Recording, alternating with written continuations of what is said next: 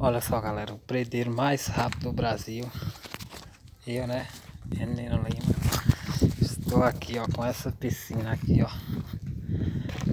8x4, onde nós começamos ela aí, ó.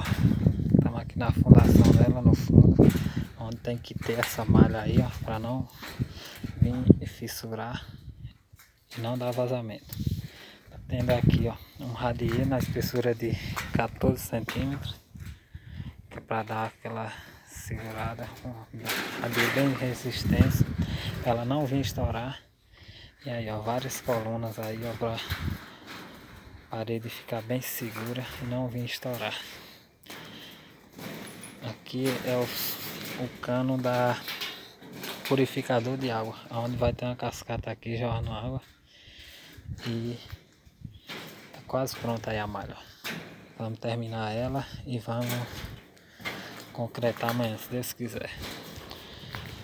Predeiro mais rápido do Brasil aí, ó, com uma piscina aí agora pra fazer.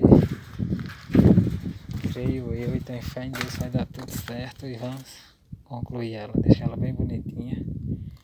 Eu vou estar postando aí pra vocês aí. E vão lá no meu canal, galera, se inscreve lá, Nino Lima. Não esquece de compartilhar os vídeos, deixar o like e ativa o sininho, viu? Para receber todos os vídeos novos que eu vou estar postando aí, ó, dessa piscina e a chácara aí sendo concluída. O restante da chácara aí que eu vou estar concluindo aí, dando um acabamento nela. Essa linda chácara aí que vai ficar. Vão lá no meu canal e se inscreve para não perder nenhum vídeo, galera.